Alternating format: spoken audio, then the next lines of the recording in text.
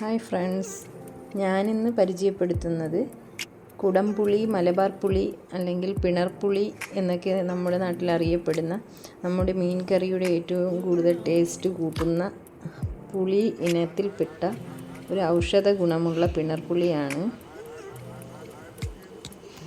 കുടംപുളി എന്നാണ് പൊതുവായിട്ട് ഇതിനെ അറിയപ്പെടുന്നത്.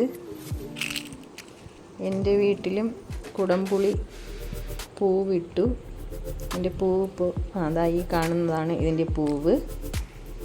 യെല്ലോ കളറിലുള്ള ചെറിയ പൂവാണ് കുടംപുളിയുടെ പൂവ്. മധുരവും പുളിപ്പും ഒക്കെ ഉള്ളൊരു പുളിയാണ് കുടംപുളി. ഇങ്ങനെ വള്ളി പോലെ പടർന്ന് നിൽക്കുകയാണ്. ഇതിനൊരു സപ്പോർട്ട് കൊടുത്താണ് നമ്മൾ നിർത്തിയിരിക്കുന്നത്.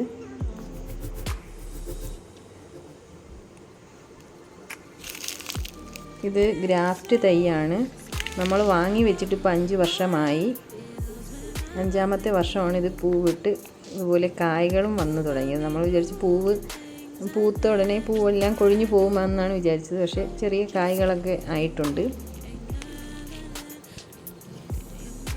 ഇത് വാങ്ങി വയ്ക്കാൻ കാരണം തന്നെ ഒരു വലിയ പ്ലാന്റ് നമ്മുടെ വീട്ടിലുണ്ട് കുടംപുളിയുടെ. ഇതാണ് ഈ കാണുന്നതാണ് വലിയ പ്ലാന്റ്.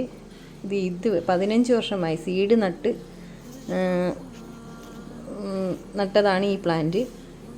15 വർഷമായി ഇതുവരെ ഇത് കായ്ച്ചിട്ടില്ല.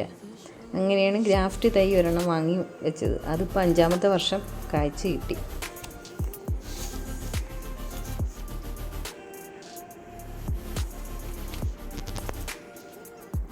ഇതാണ് ഗ്രാഫ്റ്റിംഗ് തൈ കൊണ്ടുള്ള ഗുണം എന്ന് പറയുന്നത്.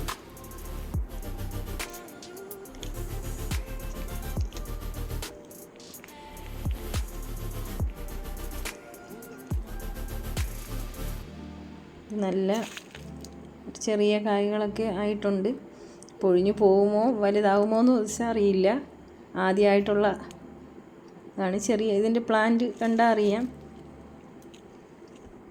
വീഡിയോ ഇഷ്ടപ്പെട്ടെങ്കിൽ എല്ലാവരും ഷെയർ ചെയ്യും.